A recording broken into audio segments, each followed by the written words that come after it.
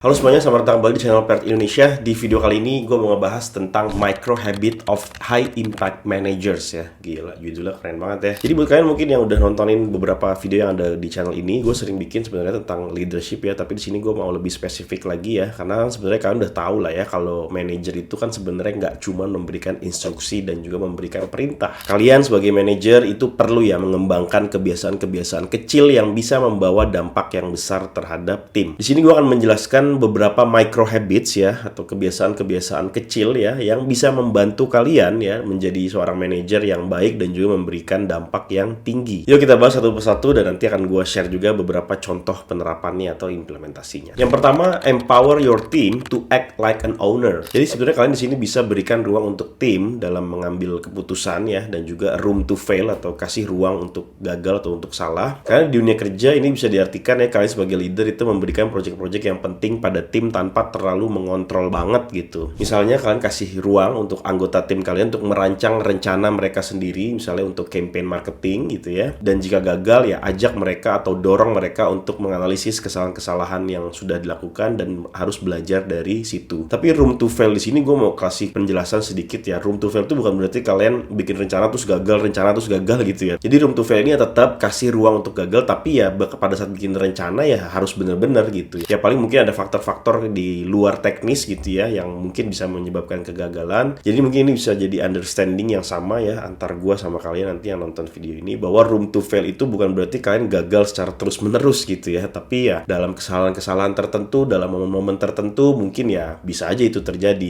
gitu. Kemudian kalian juga jangan lupa sebagai leader kalian harus berbagi ide-ide ya secara terbuka. Jadi coba berikan ide-ide yang bisa ngebantu tim kalian, tapi juga jangan terlalu dominan. Misalnya saat brainstorming untuk produk baru gitu kan, kalian ini bisa nih ngelempar berbagai ide untuk memancing diskusi, untuk memancing obrolan gitu kan, dan nggak hanya sekedar memberikan instruksi. Dan dalam konteks ini tolong tempatkan diri kalian itu sebagai kapten tim, bukan pelatih utama atau pelatih timnya. Jadi kalian itu sebagai kapten, bukan sebagai pelatih. Terus apa artinya? Artinya adalah ya kapten itu kan bermain di lapangan bersama tim gitu kan. Ini berarti ya kalian harus bisa aktif untuk terus berkolaborasi, bukan hanya untuk mengarahkan dari luar aja gitu. Misalnya ya terlibat dalam diskusi-diskusi harian atau rapat-rapat kecil gitu ya, atau obrolan-obrolan yang minor gitu ya dengan tim operasional atau tim yang lain atau tim kalian sendiri, tapi tadi jangan terlalu dominan. Kemudian kalian juga harus mendorong kolaborasi antar fungsi atau antar departemen atau antar divisi lah gitu ya. Ajak tim sales atau tim marketing misalnya kalau kalian adalah tim operasional untuk bekerja sama lebih erat, lebih banyak lagi yang dikolaborasikan. Misalnya kalian buat pertemuan rutin antar 2 divisi atau 3 divisi untuk memastikan semua ini memahami tujuan yang sama dan dalam perahu yang sama. Oke, itu tadi konteks yang pertama. Sekarang kita masuk ke konteks yang kedua, yaitu lead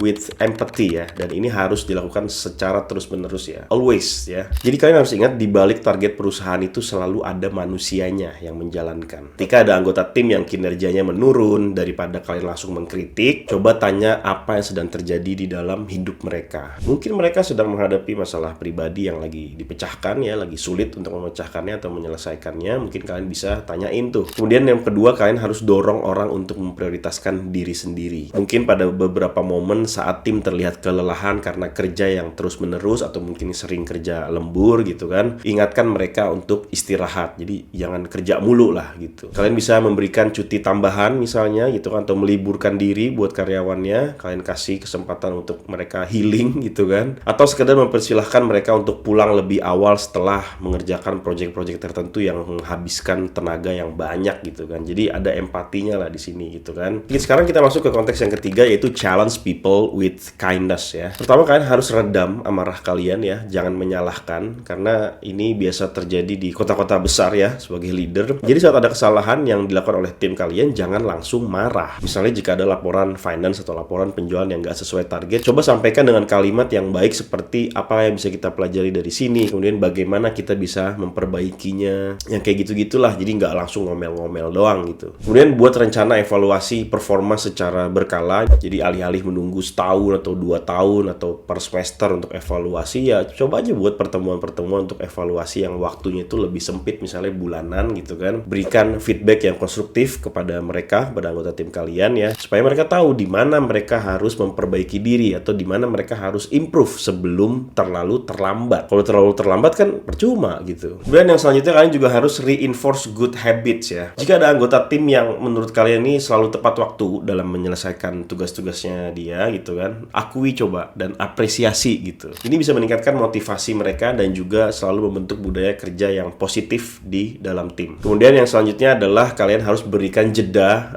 sebelum memberikan feedback. Ini maksudnya gimana? Jadi gini ya, ketika kalian ingin memberikan kritik ya, atau memberikan evaluasi atau memberikan peringatan gitu ya ke orang atau ke tim kalian, pastikan orang yang kalian ajak bicara itu dalam kondisi yang siap menerima. Misalnya kalian bisa bertanya, apakah ini ya waktu yang baik buat saya atau buat gue untuk ngasih masukan buat lo gitu misalnya ya, sebelum kalian memulai percakapan. Karena biasanya orang itu kita nggak ada tahu kondisi hatinya kan seperti apa ya, mungkin kelihatan lah secara kasat mata, tapi itu akan lebih bagus kalau misalnya kalian bisa menanyakan langsung kondisi saat itu, apakah dia siap berdiskusi yang berat-berat lah gitu, karena mau evaluasi kan biasanya berat-berat tuh. Sekarang kita masuk ke konteks yang keempat, be vulnerable and self-aware. Di sini ada beberapa hal yang mau gue share. Yang pertama, tulislah hal-hal yang membuat kalian termotivasi. Sebagai leader ya, kalian harus tahu apa yang membuat kalian semangat. Dengan memahami ini, kalian bisa lebih mudah untuk memotivasi tim. Misalnya kalian akan lebih semangat kalau misalnya pagi-pagi itu ada ngopi dulu gitu kan, atau misalnya secara hati atau secara pikiran gitu ya, kalian misalnya kalau pagi-pagi itu harus ada daily stand up dulu, itu supaya kalian lebih dekat dengan anggota tim kalian. Banyak sumber motivasi ya biasanya sebagai leader ya, jadi tinggal dipilih aja dan itu bisa menular nantinya ke tim kalian. Kemudian yang kedua, bagikan kisah-kisah kegagalan kalian di masa lalu itu ya. Ini penting menurut gua, karena saat kalian berbagi cerita tentang kegagalan kalian di masa lalu, tim kalian itu akan melihat bahwa kegagalan adalah bagian dari proses. Ini bisa mendorong mereka untuk tidak takut dalam mencoba hal-hal yang baru, dan pastinya kalian akan dianggap sebagai orang yang menghargai usaha-usaha atau effort-effort yang dilakukan oleh anggota timnya. Dan kalau kalian melakukan hal ini, nantinya akan berdampak bagus loh buat kalian sebagai leader ya, karena mungkin akan dianggap sebagai leader yang terbuka. Dan ini penting juga buat anggota tim kalian untuk memahami bagaimana kalian melihat anggota tim kalian gitu. Dan selain kalian sharing tentang cerita-cerita kegagalan kalian di masa lalu, kalian juga harus buka diri atau cerita juga tentang hal-hal yang menyenangkan yang pernah kalian alamin. Karena ya biar seimbang aja, karena kan kalian sebenarnya perlu banget tuh ya berbagi tentang hal-hal yang menyenangkan, misalnya tentang hobi, tentang cerita kesuksesan kalian, atau cerita-cerita lucu yang pernah kalian alami yang relate dengan diskusi yang lagi berjalan misalnya, atau misalnya berbagai hal-hal lain yang menyenangkan di luar pekerjaan. Ini bisa membuat hubungan personal kalian dengan anggota tim kalian semakin lebih baik lagi. Nah, sekarang konteks yang kelima yaitu adalah be a trusted thought partner ya. Jadi sebenarnya ini adalah cara buat kalian sebagai leader untuk bisa menjadi teman diskusi yang baik buat anggota tim kalian. Nah, penjabarannya kayak gini. Yang pertama, kalian harus berikan ruang untuk refleksi atau untuk evaluasi dalam pertemuan one-on-one atau one-on-one meeting dengan anggota tim kalian. Ini bentuk implementasinya bisa dilakukan pada saat kalian mungkin lagi diskusi sama anggota tim kalian. Ya, itu sebenarnya kalian nggak harus untuk ngebahas kerjaan doang. Kalian bisa bahas yang lain gitu ya. Dan kalian bisa ajak mereka untuk merefleksikan diri mereka tentang apa perkembangan pribadi yang sudah berjalan dan juga perkembangan secara profesional mereka,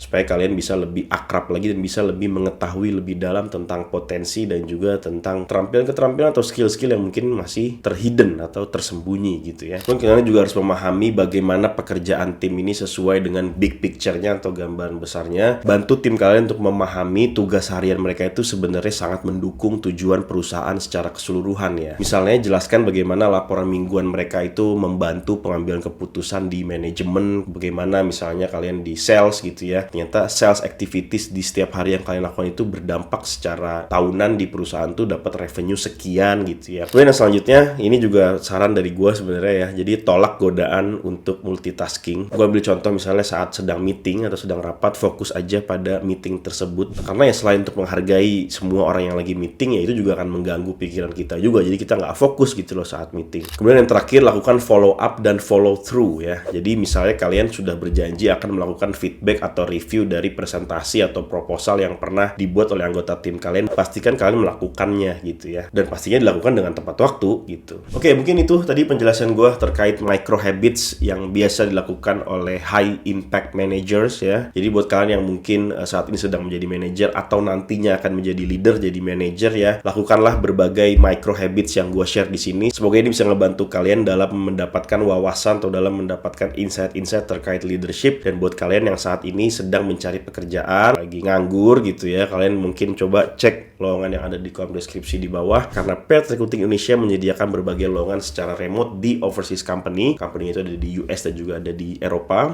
Di-apply aja sebanyak-banyaknya ya, disesuaikan dengan skill, pengalaman, dan juga expertise kalian. Ini kerja remote-nya bukan kaleng-kaleng ya, jadi silahkan dicoba. Semoga kalian berhasil ya, gue doakan. Oke, begitu aja untuk video kali ini. Jangan lupa di like video ini apabila kalian menyukainya. Jangan lupa juga di subscribe channel ini buat kalian yang pengen nonton video-video kayak gini lagi selanjutnya. Jangan lupa juga diaktifkan bell notification-nya supaya kalian gak ketinggalan saat ada video baru di upload. Dan kalian juga coba deh komen di bawah gitu. Kira-kira ada nggak leader kalian atau mungkin kalian sebagai leader yang melakukan micro habits yang seperti gue jelaskan di video ini. Terus di kolom komentar di bawah ya.